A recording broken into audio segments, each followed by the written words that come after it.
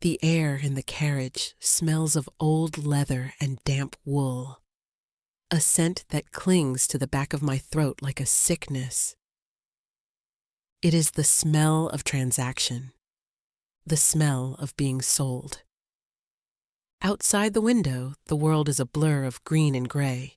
Towering pines claw at a sky the color of a fresh bruise, their needles weeping a resinous perfume that fails to mask the mustiness inside. We have been driving for 2 days, or maybe 3. Time has become a thick, slow-moving river of dread. The man beside me, Mr. Thaddeus, has not spoken more than a dozen words to me since we left the city. He is a proxy, a delivery man. His silence is a heavy cloak, smothering any hope that this is anything other than what I know it to be. An exile. My family called it a placement. A prestigious position as a companion in a remote estate. A quiet life, they'd said, for a quiet girl. A quiet Omega girl. The word hangs in my mind, ugly and sharp-edged. Omega, a genetic flaw in a world that prizes the strength of alphas and the stability of betas. I'm a disappointment etched in DNA. My scent is too sweet, my temperament too yielding, my body barren, a dead end in a proud lineage. I remember the face of my fiancé Lysander when the final test came back. The cool dismissal in his eyes, the way he looked at me as if I were a faulty piece of machinery. Not a woman, but a problem to be discarded. My father's face was worse, a mask of weary resignation. He had tried to marry me off, to secure an alliance, to hide my deficiency. When that failed, this was the only solution left. Send the flawed product away, where no one of importance would have to see it. So I was sold. Not for coin, perhaps, but for the preservation of honor, for the quiet removal of a family shame. The carriage lurches to a stop. The sudden stillness, a shock after hours of motion. Mr. Thaddeus finally turns to me, his face impassive. "We are here!" I look out the window. There is no grand manner, no welcoming lights. Only a wall, a monstrous wall of black, jagged stone that disappears into the churning gray clouds above. It is ancient and forbidding, overgrown with ivy that looks like skeletal fingers. Set into the wall is a gate of wrought iron, twisted into shapes of snarling beasts and thorny vines. It feels less like an entrance and more like the maw of some great predator. Beyond the gate, I see nothing but more forest, darker and denser than what we have already passed through. The air grows colder, seeping through carriage walls. It carries a new scent. Pine, yes, and wet earth, but something else.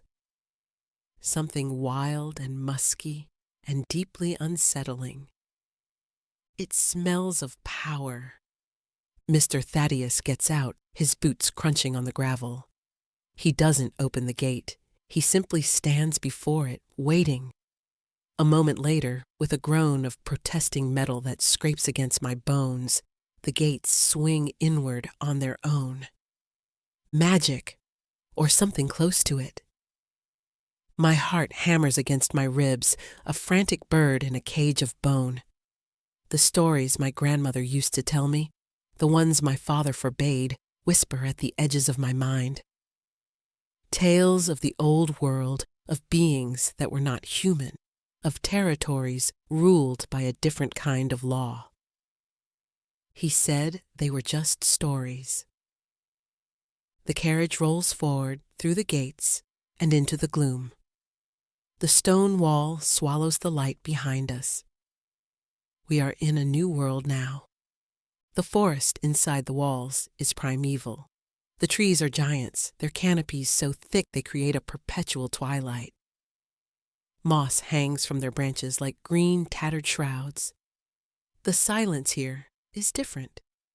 It is not empty, it is watchful. I feel 1,000 unseen eyes on me, and the fine hairs on my arms stand on end. After another 10 minutes of crawling through the oppressive woods, a structure resolves out of the shadows. It is a house, I suppose, but it looks more like a fortress carved from the mountain itself. It's all dark stone and sharp angles, with narrow windows like arrow slits. It is a place built for defense, not comfort. A place to keep the world out, or something terrible in. The carriage stops. This time, Mr. Thaddeus opens my door. He does not offer a hand. "Your belongings will be brought in," he says. His voice is flat. Final. I step out onto the cold, damp ground. The house looms over me, radiating a chill that has nothing to do with the temperature. The wild, musky scent is stronger here, woven into the very stone of the building. It's masculine and territorial, and it makes my omega instincts scream at me to submit, to run, to do both at once. I clench my fists, my short nails digging into my palms. I will not be a frightened animal. I have been cast out, but I will not crumble. Mr. Thaddeus gestures to the enormous wooden door. "The master is aware of your arrival. He prefers his privacy. You will find your duties are light. The house is largely self-sufficient. You are here for companionship." Companionship? What a sterile, hollow word for what I am. A living ghost to haunt these halls, so some reclusive master doesn't have to be alone. He gets back into the carriage without another word. He does not look back. The horses, sensing their freedom, turn the carriage in a tight, nervous circle and begin to trot away, their hoofbeats swallowed by the suffocating silence. And then I am alone. Truly, utterly alone. In front of a monster's keep at the end of the world. My breath hitches. For a long moment, I can't move. My feet feel rooted to the spot. Go back? Where would I go? My family has cast me off. Lysander has rejected me. The world I knew has no place for me. There is only forward, into that house. With a shuddering breath, I force my legs to move. One step, then another. I climb the few stone steps to the door. It's made of a dark, almost black wood bound with iron. There is no knocker, no bell. Just a large, ornate handle in the shape of a snarling wolf's head. I hesitate, my hand hovering over the cold metal. This is it. The threshold of my new life, my new prison. I wrap my fingers around the wolf's head. It's colder than I expected, as if it draws the heat from my very skin. I pull. The door swings open without a sound, revealing a chasm of shadow within. I step inside. The door clicks shut behind me, the sound echoing in the vast, cavernous space. The darkness is absolute. I am blind, my heart pounding a frantic rhythm against my ears. The air is thick with that same wild scent, so potent it makes my head swim. It's the scent of him, the master of this place. I take a tentative step forward, my hands outstretched, and stumble as my foot catches on something. I gasp, flailing for balance, and my fingers brush against cool, smooth wood. A table. Slowly, as my eyes adjust, shapes begin to form in the gloom. I am in a great hall. The ceiling is lost in shadow far above me. Colossal stone arches support the weight of the roof. A fireplace large enough to roast an ox dominates one wall, its hearth cold and black. Furniture is sparse, a long, heavy table, a few high-backed chairs that look more like thrones. Everything is oversized, built for someone much larger than a normal man. The silence is unnerving. It presses in on me, heavy and alive. Where is he? This master who requires a companion but prefers his privacy. A flicker of light draws my eye. High on the wall, a torch suddenly ignites, its flame a sputtering orange flower in the dark. Then another, and another. They burst into life one by one, chasing the shadows up into the rafters. The hall is illuminated in a warm, dancing light. It is no less intimidating. Tapestries depicting brutal hunting scenes hang between the arches. Weapons, swords, axes, cruel-looking spears are mounted on the walls. This is not a home. It is a lair. Hello! I call out, my voice a small, trembling thing in the immense space. Only the crackle of the flames answers me. My luggage, a single trunk containing the plain dresses and practical shoes my mother had deemed appropriate, sits by the door. Everything I own in the world. I feel a desperate, rising panic. This is a mistake, a terrible mistake. I am prey that has just walked willingly into the den. I need to find my room, my space, a door I can lock. I turn, scanning the walls, and see a sweeping stone staircase at the far end of the hall. It seems my only option. Clutching the strap of my worn travel bag to my chest like a shield, I make my way towards it. My soft-soled shoes make no sound on the flagstones. I feel like an intruder, a mouse scurrying through a lion's den. The staircase is wide and cold. As I ascend, the torchlight from below casts my shadow long and distorted on the wall beside me. It looks like a frightened wraith clinging to me. The upper floor is a long gallery lined with closed doors. Which one is mine? There are no signs, no one to ask. The feeling of being watched intensifies. It's a prickle on my skin, a weight on the back of my neck. He's here, somewhere, watching me. I pick a door at random, my hand shaking as I reach for the handle. It's unlocked. I push it open and peer inside. It's a bedroom, opulent but stark. A massive bed with a dark wood frame, a wardrobe, a dressing table. A fire is already laid in the hearth, waiting for a spark. It's clean, but it feels unused, sterile. This isn't my room. This must be his. I back out quickly, pulling the door softly shut. I try the next one. It's a library. Floor-to-ceiling shelves packed with leather-bound books. The air smells of paper and dust and time.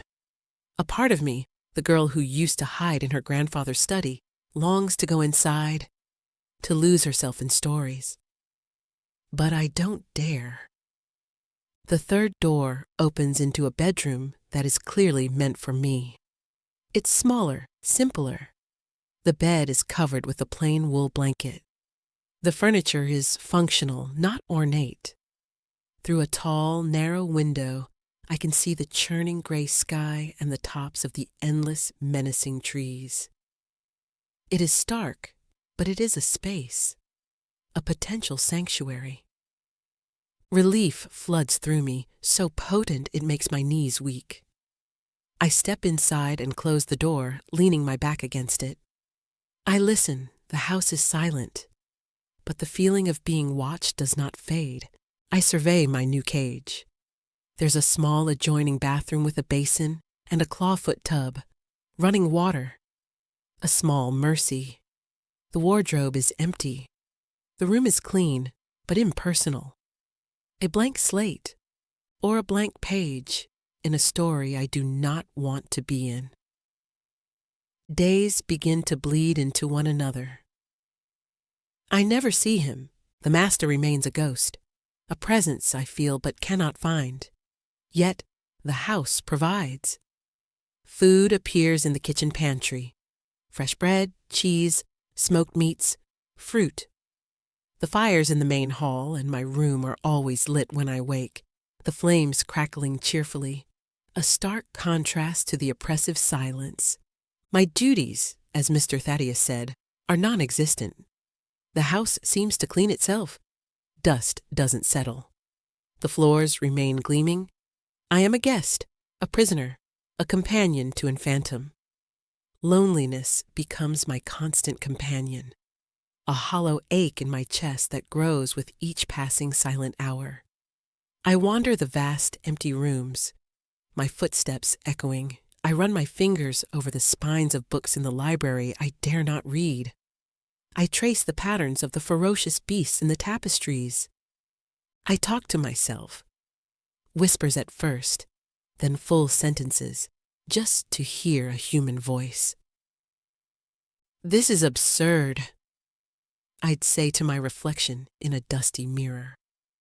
Absolutely absurd. My reflection would just stare back, pale and wide-eyed. A stranger in a strange land. Sometimes, at night, I hear things. The scrape of claws on stone from the hallway outside my door. A low, guttural growl that seems to vibrate through the very floorboards. I would lie frozen in my bed, sheets pulled up to my chin, my heart a frantic drum. It is the sound of a very large animal, a wolf. The scent, his scent, is always strongest then, wild and dominant. It terrifies me, but deep within, a traitorous part of my omega nature stirs. It is the scent of an alpha, powerful, protective. I crush the feeling ruthlessly. He is my captor, a beast. I am not some animal in heat, responding to a primal call. I am a woman, one afternoon, driven by a desperate need for something to do, for some purpose. I decide to explore the parts of the house I have avoided. The ground floor is a labyrinth of corridors and unused rooms. Drawing rooms draped in white cloths. A formal dining hall that could seat 50, all of it cold and silent as a tomb. It is in a wing I hadn't noticed before, tucked away behind the great staircase, that I hear it. A sound. It's faint. A tiny, distressed whimper. I freeze, straining to listen. There it is again, higher this time. A cry of pain or fear. It is not human. It sounds like a small animal, a puppy, perhaps.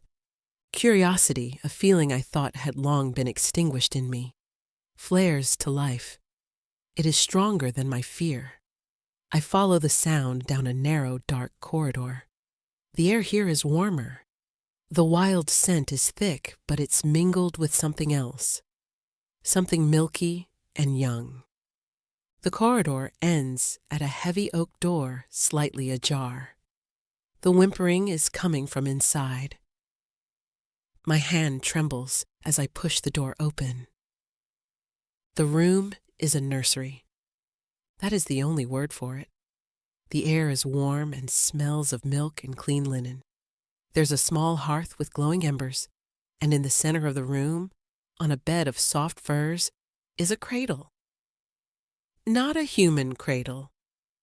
It is a nest, woven from branches and lined with what looks like wolf fur. And in the nest is a baby. Not a human baby. It is a pup. Its fur is the color of ash, its eyes barely open slits of startling, intelligent gold. It's tiny, whimpering, its little body trembling. It looks utterly helpless. My breath catches in my throat. A wolf pup. Here, alone. Where is its mother? Where is anyone? Logic screams at me. This is the beast's child. This is dangerous, I should back away, close the door, pretend I never saw this. This is not my concern. My own safety is my only concern. But as I look at the tiny, shivering creature, I don't see a monster. I see a baby, alone and frightened. And a memory, sharp and painful, rises in me. Me in my room after Lysander had left. The sound of my own quiet sobs completely ignored. The profound, crushing loneliness of being in distress and having no one answer. No one care. The pup lets out another piteous cry, and something inside me breaks. Some wall of fear and self-preservation I have so carefully constructed. I will not be like them. I will not turn away from a creature in need just because it is inconvenient or frightening. I take a step into the room, then another. My heart is pounding, but my purpose is clear. Shh, I whisper, my voice soft. It's all right. I'm here. I kneel beside the nest of furs. The pup's golden eyes fix on me. There is no fear in them, only a desperate, silent plea. It is hungry, or cold, or both. I reach out a hesitant hand. My fingers brush against its soft, downy fur. It's so small, so fragile. It whimpers again and tries to nuzzle into my hand, seeking warmth. Compassion, fierce and overwhelming, floods me. It's a feeling so powerful, it brings tears to my eyes.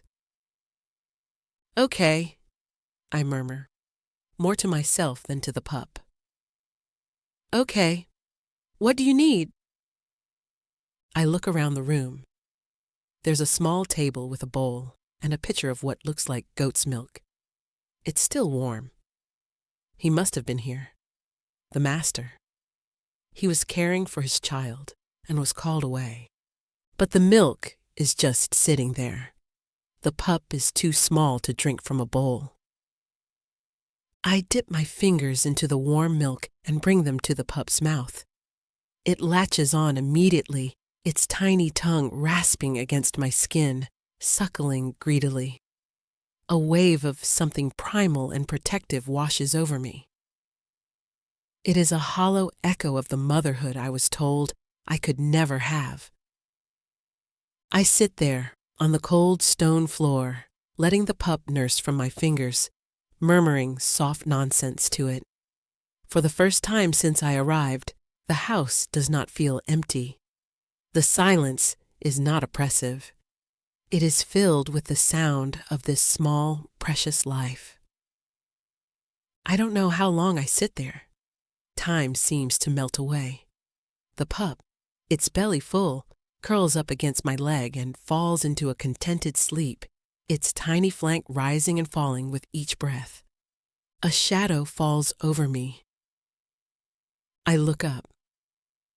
Filling the doorway, blocking out the light from the hall, is a wolf. It is enormous. Bigger than any wolf I have ever seen in pictures or nightmares. Its fur is the color of midnight, its shoulders thick with muscle. Its eyes are the same molten gold as the pup's, but they are not innocent. They are ancient, intelligent, and fixed entirely on me. Terror, cold and absolute, seizes me. Every muscle in my body screams at me to run, to scream, to do anything but sit here, paralyzed at the feet of this monster. This is him, the master of the house. He takes a silent step into the room, then another.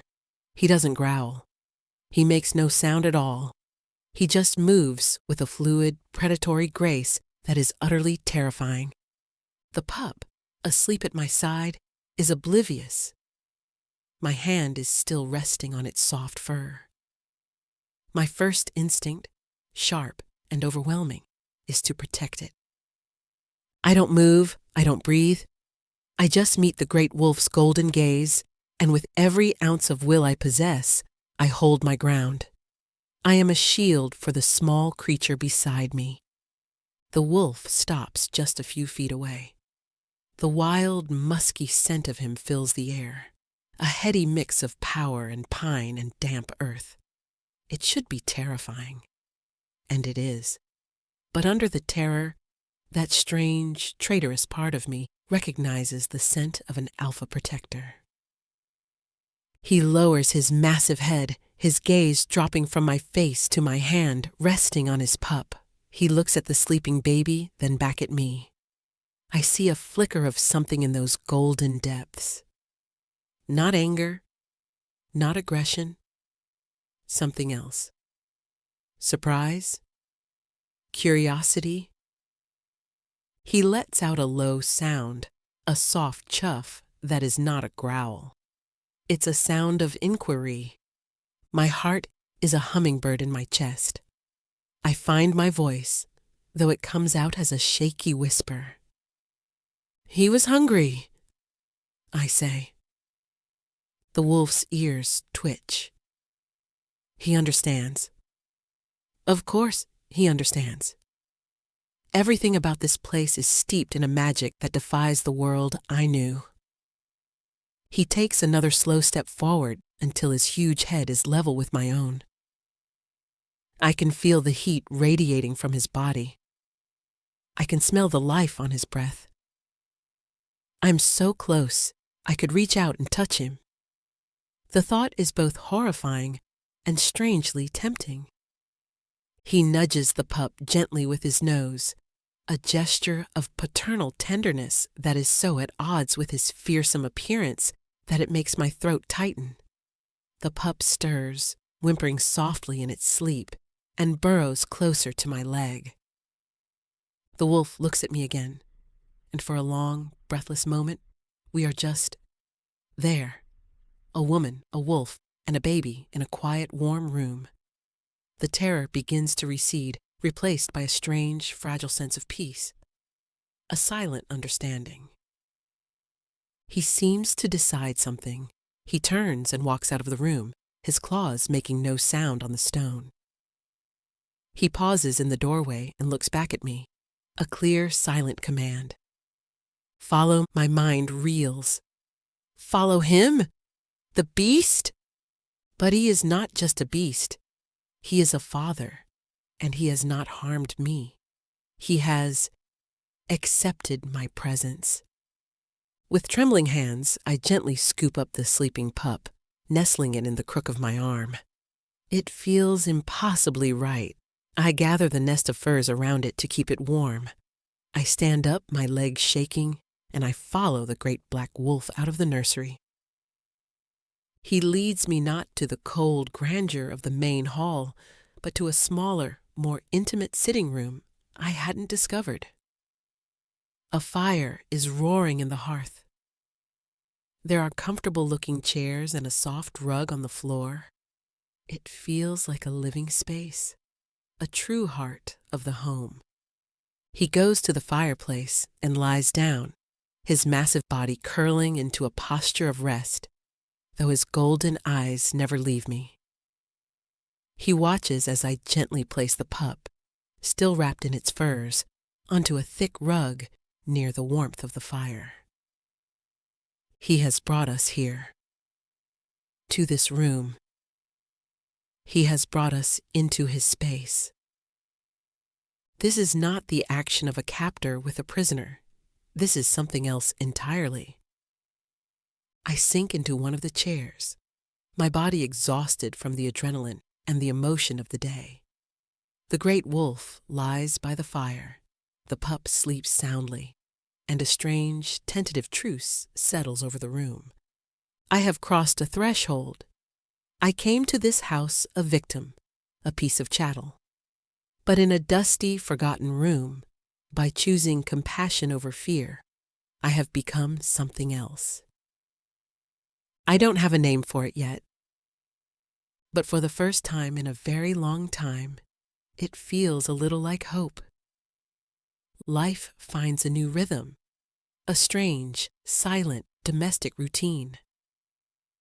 I become a mother. I name the pup Ember. His fur is the soft gray of a dying fire, and it seems to fit. My days now have a purpose, a center.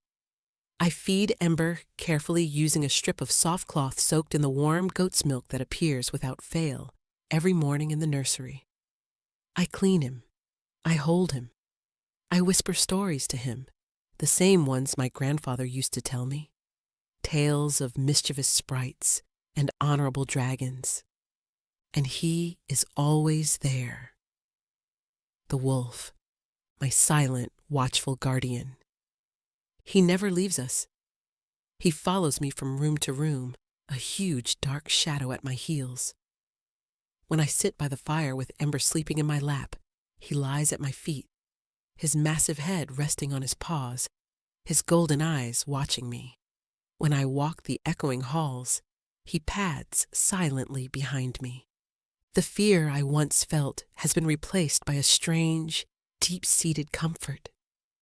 His presence is a shield. The oppressive, watchful silence of the house is gone, replaced by the quiet companionship of his breathing, the soft thud of his tail against the floorboards when I speak.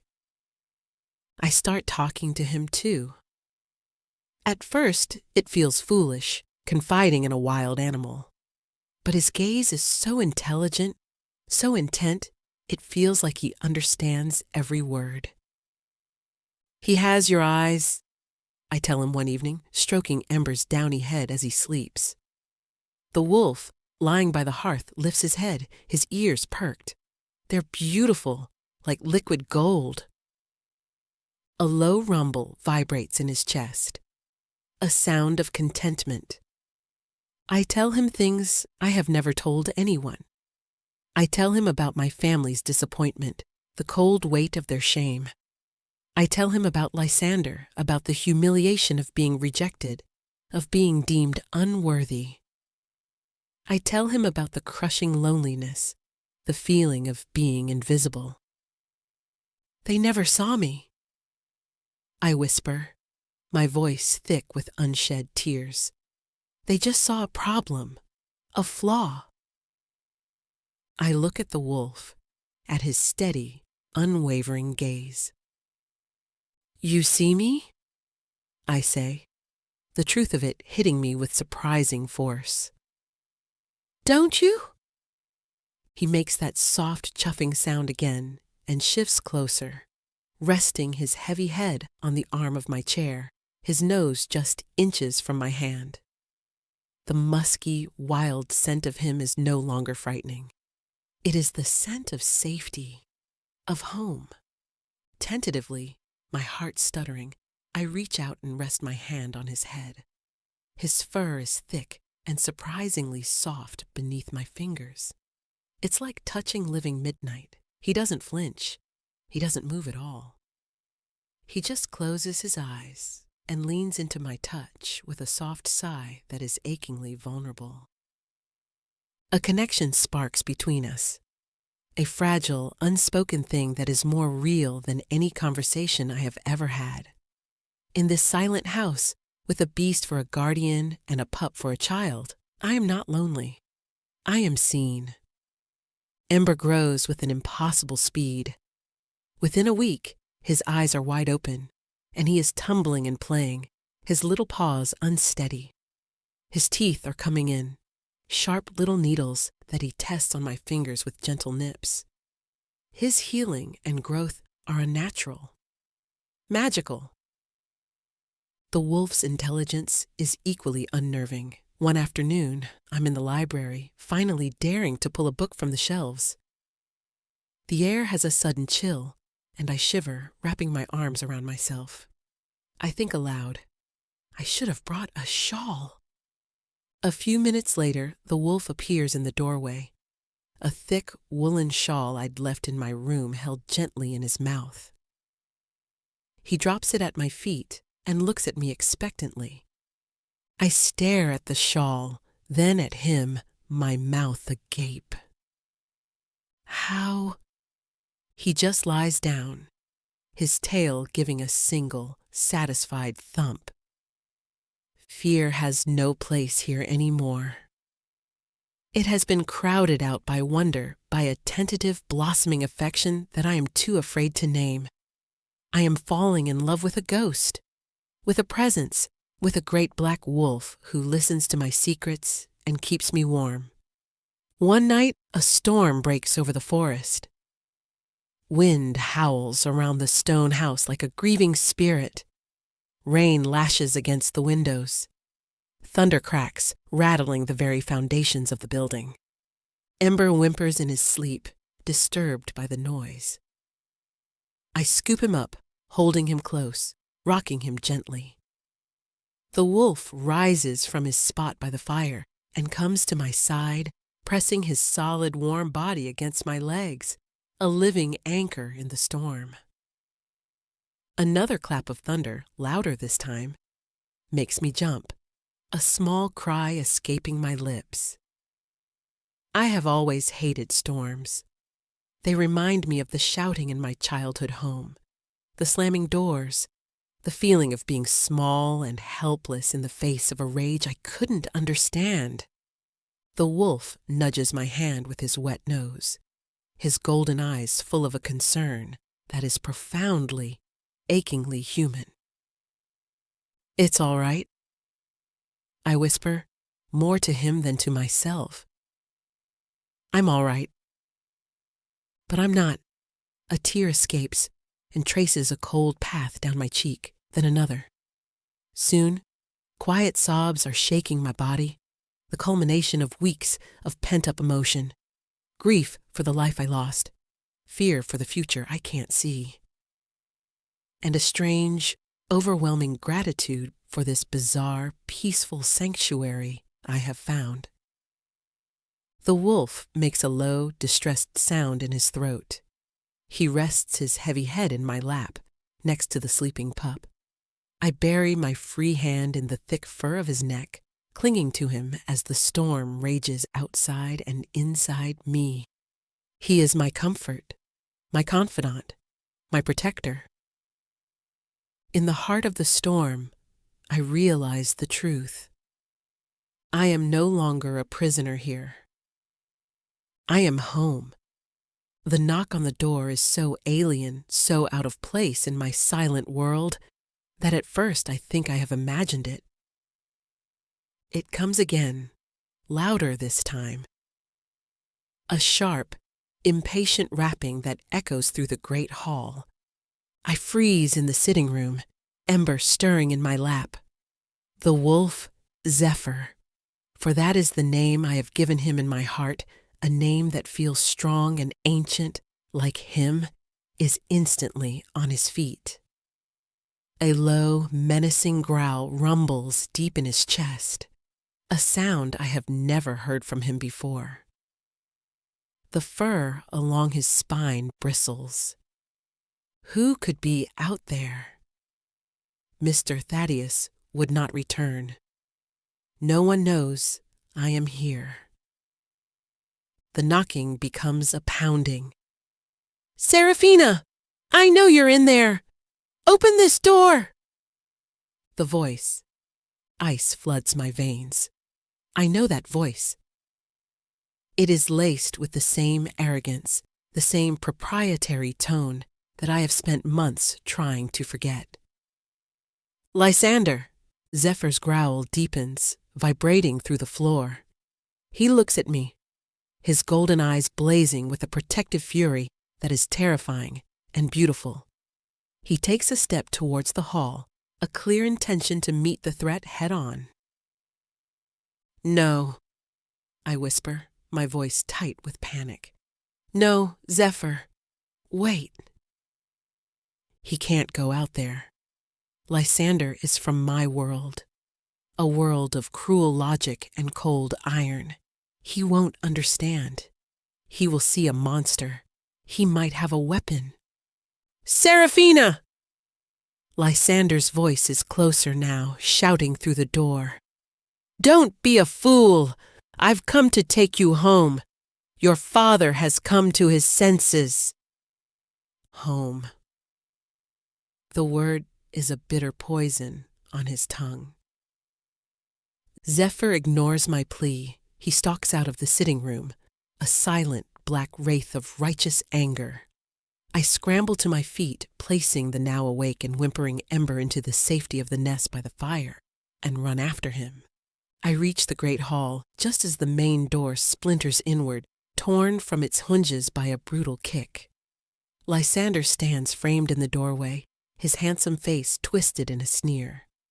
Behind him stand two other men, burly and grim-faced, armed with heavy rifles. His eyes scan the hall and fix on me. His sneer softens into a look of condescending pity. "There you are, living in this hovel. Did you really think this was better than being with me?" Before I can answer, Zephyr emerges from the shadows beside the staircase.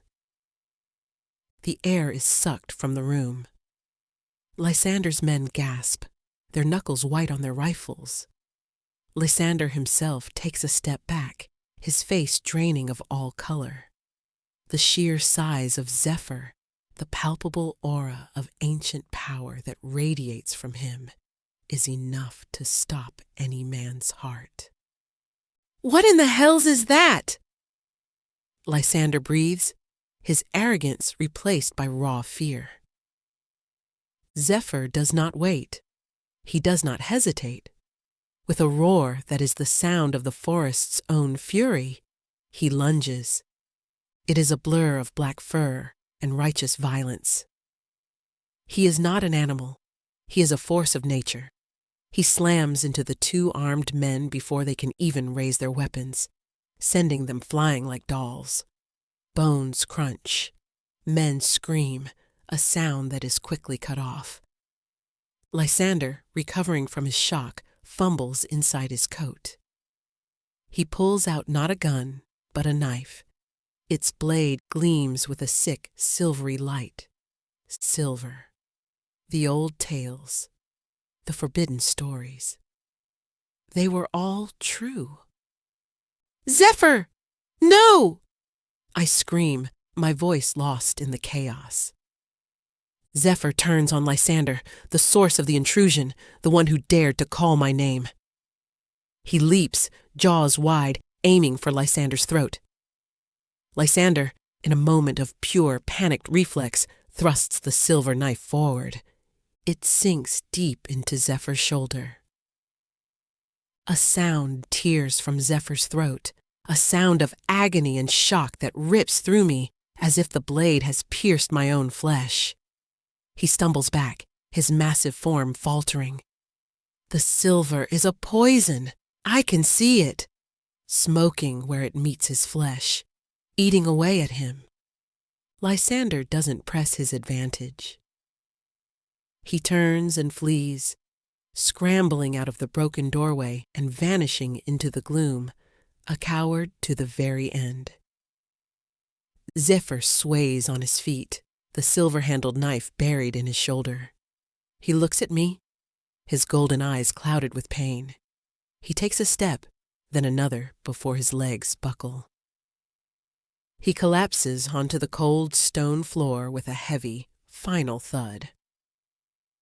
A profound silence descends on the hall, broken only by the whimpering of the dying men and the ragged sound of my own breath. For a moment, I am frozen, a statue of horror. Then something in me snaps. The fear, the passivity, the girl who was taught to stand by and accept her fate. She dies in that moment. "Zephyr!" I run to him, my knees hitting the hard floor as I slide to his side. His blood, dark and thick, is pooling on the flagstones. The wound is horrific. The silver blade seems to pulse with a malevolent energy, the flesh around it blackened and sizzling. He is breathing in shallow, ragged gasps. "No, no, no!" I sob, my hands hovering over him, unsure of what to do. The sight of him, my protector, my silent friend, my rock, brought so low is an agony beyond words. I have to get the knife out. My hands are shaking so badly I can barely think, but I force them still. I grasp the handle of the knife. It's cold, unnaturally so, burning my skin even through the ambient heat of his body. "I'm so sorry," I whisper, tears streaming down my face, blurring my vision. "This is my fault. I'm so sorry." With a guttural cry, I pull. The knife comes free with a sickening sound. I fling it away from me, where it clatters against the far wall. Zephyr lets out a long, shuddering howl of pain that echoes in the vast hall, a sound that breaks my heart into 1,000 pieces. Blood gushes from the wound, dark and alarmingly fast. He is bleeding out. I am going to lose him. Without thinking, I tear at the hem of my dress, ripping off a long strip of fabric. I press it against the wound, trying to staunch the flow, but the blood soaks through it almost instantly. It's not enough. He is dying. He saved me, and he is dying. An instinct, primal and desperate, takes over. I press my body against his, trying to lend him my warmth, my strength. I shield him with my own small frame, as if I could protect him from death itself. "Don't you dare leave me!" I choke out, my face buried in his fur, which is now matted with blood. "Do you hear me? You can't leave me. You and Ember, you're my family." I press harder against the wound, my own blood, from where the cursed knife burned my hand, mingling with his. A tremor runs through his massive body, a deep, shuddering spasm. And then the light begins. It starts at the wound, a soft, golden luminescence that pulses in time with his fading heartbeat. It spreads outwards, a web of light crackling over his black fur. The air grows thick, charged with an energy that makes my teeth ache and my hair stand on end. I pull back, my eyes wide with awe and terror. His form is shifting, dissolving.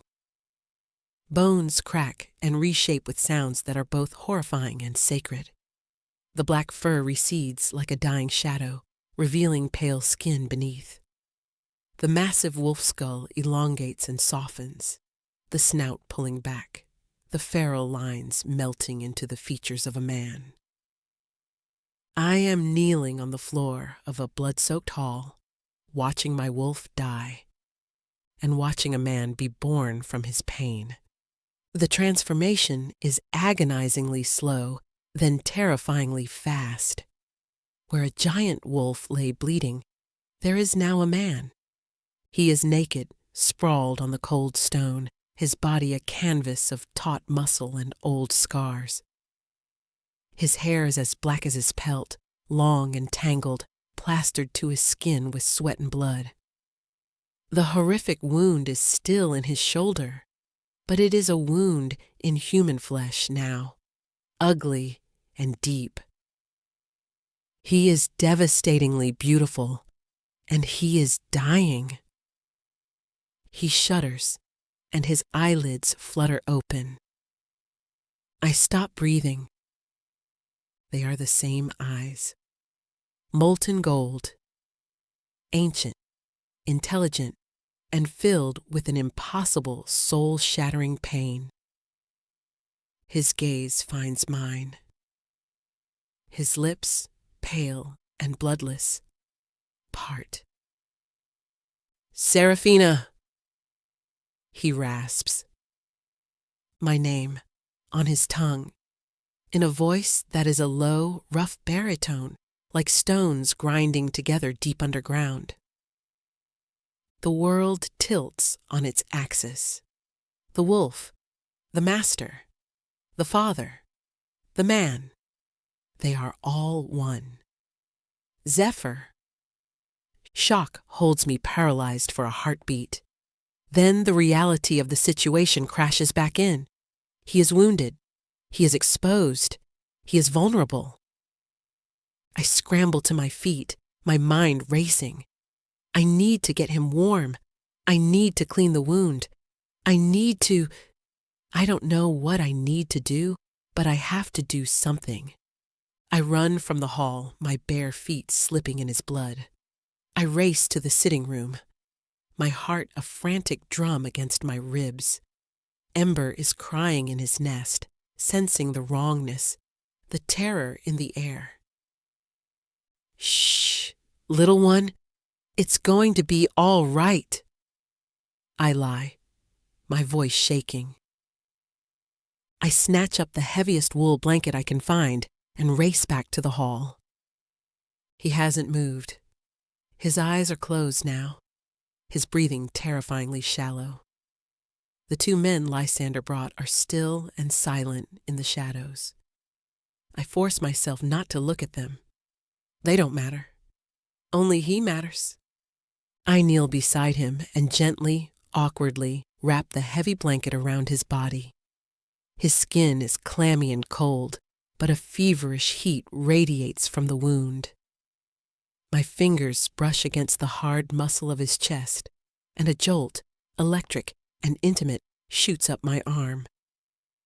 I pull back as if burned. This is not my wolf anymore. This is a man. A naked, wounded man. My mind feels like it's splitting in two. The shock of the revelation is at war with the urgent, practical need to save his life. Practicality wins. I have to move you, I say, my voice trembling. I can't treat you here. His eyes open again, hazy with pain. He looks at me, and a flicker of the same intent I saw in the wolf is there. He understands. He tries to move, to help, but a sharp hiss of pain escapes his lips, and he falls back, his body tense. Don't, I say, my voice firmer now. Don't move. Just let me. How am I supposed to move a man of his size? He is all long limbs and solid muscle. I am not strong enough. Desperation makes you resourceful. I look around the hall, my eyes landing on one of the thick fur rugs that lie before the cold hearth. An idea sparks. I drag the heavy rug over to him. It's a struggle. It weighs almost as much as I do. I manage to get one edge of it under his back. I'm sorry, I whisper before I start to pull, trying to roll him onto the rug. He groans, a low, agonized sound that tears at me, but he doesn't fight me. He lets me maneuver his limp, heavy body onto the thick fur. Then I pull. I drag him inch by painstaking inch out of the great hall, away from the blood and the death, and into the warm sanctuary of the sitting room. It feels like I am pulling a mountain. My muscles scream in protest, my lungs burn. But I don't stop. I get him as close to the fire as I dare. He is shaking now, his teeth chattering, a fever taking hold. I run to the kitchen and grab a basin of warm water and clean cloths. I run to the nursery and find the small store of medicinal herbs I'd seen there. Yarrow to staunch blood, willow bark for pain. I don't know what I'm doing, relying on fragments of my grandfather's lessons on folk remedies, but it is better than nothing. I return to his side. Ember is quiet now, watching us from his nest with wide, worried golden eyes. I have to clean the wound. I have to touch him. Taking a deep breath, I gently pull back the blanket from his shoulder. The wound is a raw, gaping mess. The silver has done its work, leaving the flesh around the edges necrotized and black. But the bleeding has slowed. My hands are shaking, but I dip a cloth in the warm water and begin to clean away the blood. He flinches when I touch him, his muscles tensing, but he doesn't pull away. I work in silence, my focus narrowed to this single terrible task.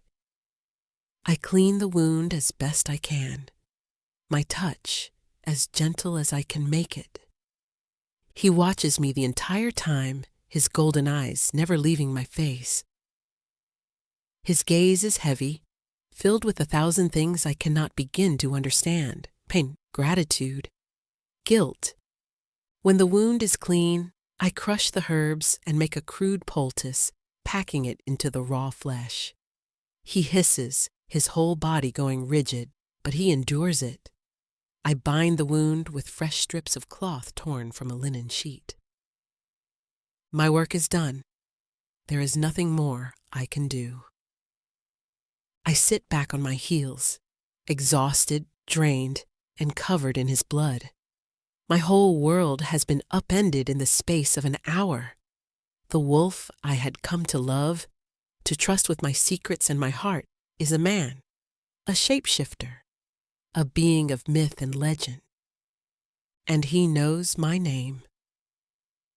The silence in the room stretches, thick and heavy, broken only by the crackle of the fire and his ragged breathing.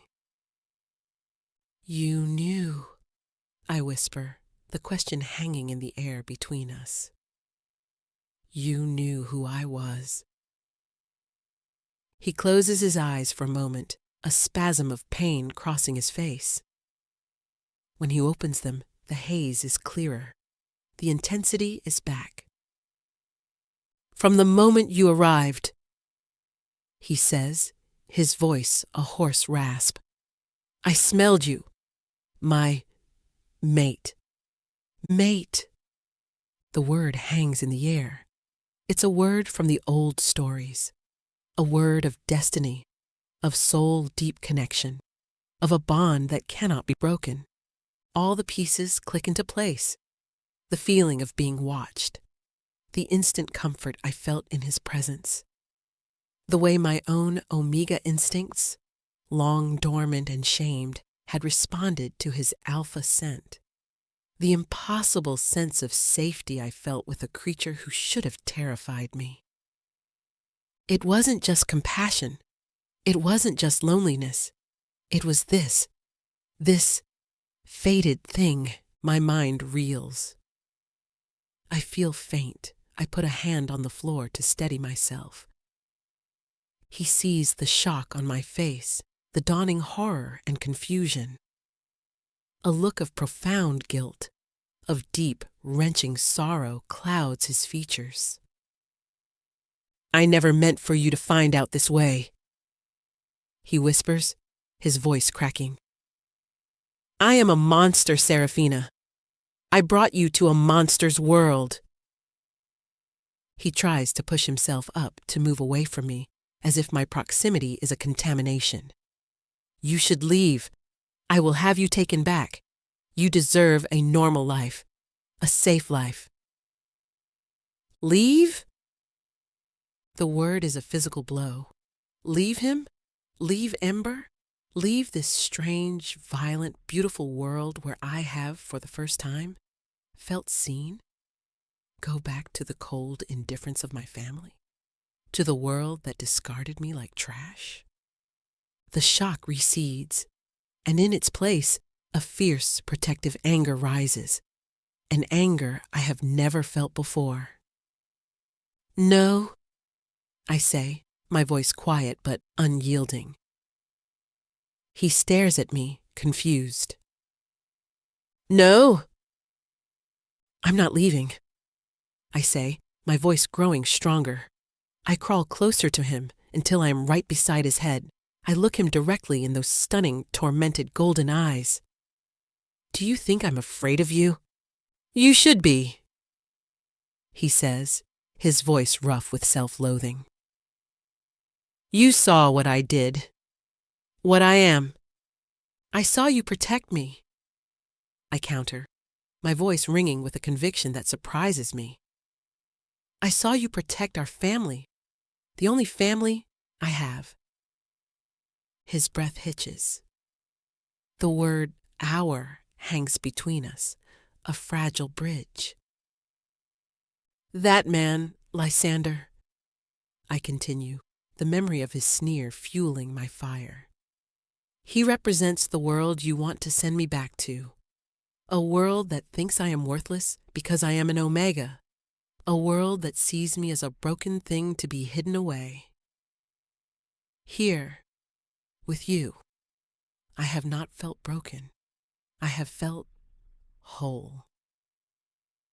I reach out, my hand hesitating for only a second before I gently touch his face, my fingers tracing the strong line of his jaw. His skin is hot with fever, but he doesn't pull away. He leans into my touch, his eyes closing, just as he did when he was a wolf. I was falling in love with a wolf, Zephyr, I confess, the words tumbling out raw and honest. I didn't understand it, but I was. And now I see the same soul in your eyes. Man or wolf, it doesn't matter. It's you. A single tear escapes from beneath his closed eyelid and traces a path through the grime on his cheek. At that moment, a soft shuffling sound draws our attention. Ember, who has managed to climb out of his nest, is slowly, determinedly making his way across the rug towards us. He crawls over to his father's side, nudging his hand with his little nose before settling down, curling up against Zephyr's uninjured arm, a tiny, furry anchor of love and trust. The sight breaks something open in both of us. Zephyr opens his eyes, and the guilt and self-loathing are gone, replaced by a raw, naked vulnerability that mirrors my own. I have been alone for a very long time, he whispers, his voice thick with emotion. Since my first mate was killed by humans, I locked myself away. I never dared to hope the fates would grant me a second chance. He looks at me, his gaze so intense it feels like he is seeing into the very core of me. And then you came, compassionate, brave. You touched my son with kindness when you should have run in fear. You healed a part of me I thought was dead long before I ever met you. His confession unravels the last of my own restraint. I'm not leaving, I say again, my voice a fierce whisper. This is my home now. You are my home. He raises his uninjured hand, his fingers trembling slightly as he cups my cheek. His thumb gently strokes my skin. The touch is electric, a promise, a question. Seraphina. He breathes, my name a prayer on his lips. And then he closes the small distance between us. His lips meet mine. The kiss is not gentle. It is a collision of pain and relief, of longing and discovery. It is months of silent conversations, of unspoken affection, of shared solitude finally given a voice. His lips are chapped and hot with fever, but it is the most profound connection I have ever known. It is the taste of pine and wild things, of storms and quiet fireside nights. It is the taste of coming home. It is the sealing of a bond, not of fate, but of choice. My choice. I chose the beast. I chose the man. I chose this life. And I would choose it again, 1,000 times over. 6 months pass in a blur of healing and discovery. Zephyr's recovery is swift, almost as unnaturally fast as Ember's growth. The shifter blood in him knits flesh and bone with a vitality that defies human medicine. But the healing of the soul is a slower, more delicate process. We learn each other. In the quiet safety of the fortress, he tells me his stories. He is the alpha of this territory, the last of an ancient line of shifters who have guarded these woods for centuries. He tells me of the betrayal that made him a recluse. His first mate, Isolde, murdered by poachers who saw her wolf form as nothing more than a trophy.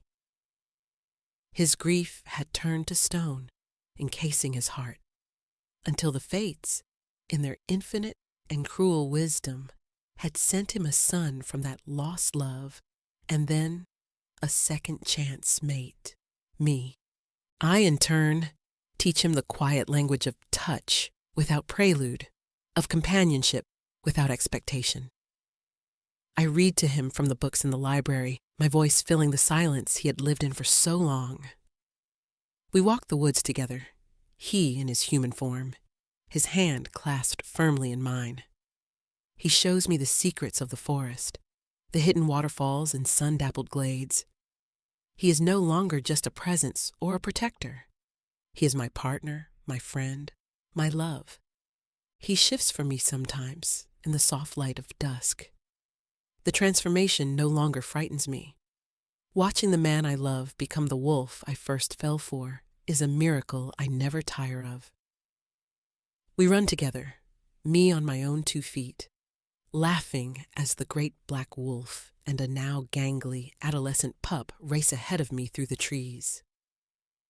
The house is no longer a fortress of solitude.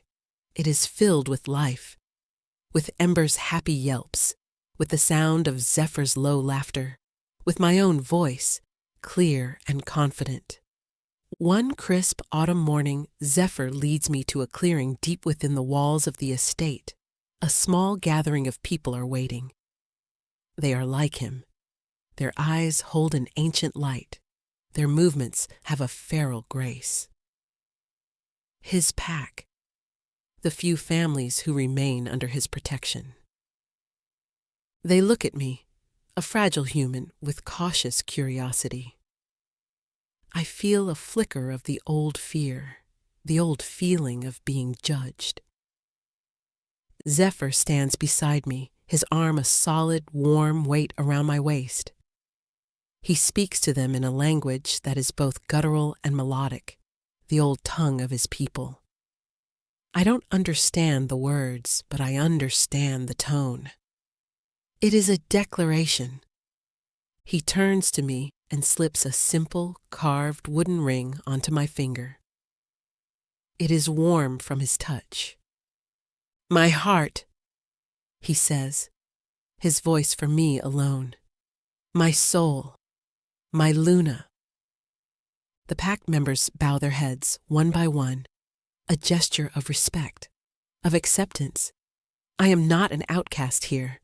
I am their alpha's chosen. I belong. Tears well in my eyes, hot and cleansing. Life is perfect.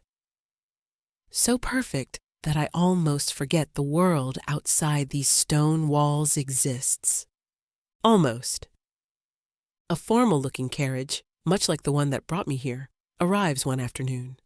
It stops outside the repaired gates. Lysander steps out. He is not alone. My father is with him. Zephyr, who had sensed their approach long before I did, stands with me on the steps of the house. He is in his human form, dressed in simple, dark clothing. He looks like a lord of the manor, powerful and uncompromising. His hand rests possessively on the small of my back. Ember, now almost the size of a full-grown wolf, sits at our feet, a low growl rumbling in his chest. My father's face is a mask of strained civility. Lysander looks diminished. The arrogance is still there, but it's brittle now, edged with fear. He can't look directly at Zephyr. "Seraphina," my father begins, his voice stiff. "This farce has gone on long enough. We have come to take you home." I look at him, the man whose approval I had craved my entire life. I feel nothing. No anger, no sadness, just a distant clinical pity. "I am home," I say, my voice calm and clear. Lysander scoffs, though his eyes dart nervously toward Zephyr. "Home? With this brute in this wilderness? Seraphina, be reasonable. Your place is with your family, with me. I am willing to overlook your indiscretion." He says it as if he is bestowing a great gift. The magnanimous Lord forgiving the foolish woman. A slow smile touches my lips. It's a smile I've never felt before. It's filled with a power I didn't know I possessed. "Overlook?" I repeat, my voice soft. "Lysander, you seem to be under a great misapprehension. You believe you have something to offer me? You believe you are a prize to be won?" I take a step forward, away from the comforting warmth of Zephyr's hand. I stand alone, but I have never felt stronger. "You rejected me because I was an Omega, because I was flawed. You and my father." I glance at him. "You sent me away to be forgotten. You cast me into what you thought was darkness." I turn my gaze back to Lysander, letting him see the utter lack of fear in my eyes. "But you see, the darkness you sent me to, it wasn't empty. It was waiting for me. It claimed me. It healed me. It gave me a family, a purpose, a love you couldn't comprehend in 1,000 lifetimes." I gesture to the magnificent man beside me, to the beautiful, powerful creature at my feet, to the vast, wild forest that is my kingdom. This is my life. This is my choice. I am not the broken thing you threw away. I am the Luna of this territory. And you, I say, my voice dropping to a dismissive whisper, are nothing. Lysander's face contorts with rage and wounded pride. My father just looks old and defeated. They have no power here. They are relics of a life I have shed like a snake's skin. Zephyr steps forward, placing his hand on my shoulder. He doesn't say a word. He doesn't have to. His presence, his possessive touch, is a statement more powerful than any threat. They are defeated. They know it. Without another word, they turn, get back in their carriage, and leave, consumed by the forest they so despise. I watch them go until they are out of sight. I feel Zephyr's hand tighten on my shoulder. I lean back against his solid chest, breathing in his familiar scent of pine and safety. Later that night, I am curled up in the big chair by the fire, a book open in my lap, though I'm not reading.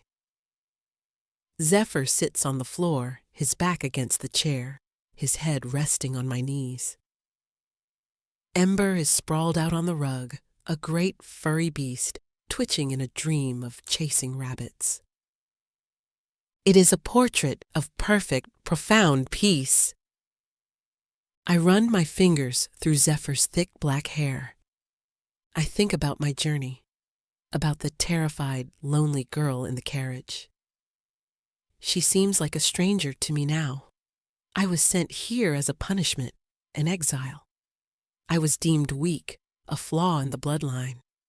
But it was that perceived weakness, my Omega's heart, my capacity for empathy in the face of fear, that allowed me to connect with him. It was my compassion that opened the door to this life. My greatest flaw was, in fact, my greatest strength. It was the key that unlocked my destiny. Zephyr turns his head, his golden eyes finding mine in the firelight. He doesn't need to ask what I'm thinking. He knows. He always knows. He lifts his hand and covers mine where it rests on his cheek. "I found you," he whispers. I smile, a real, deep smile that reaches my eyes. "No," I correct him softly. "I found me." And in the quiet heart of the wild, surrounded by my family, my soul finally, truly came home.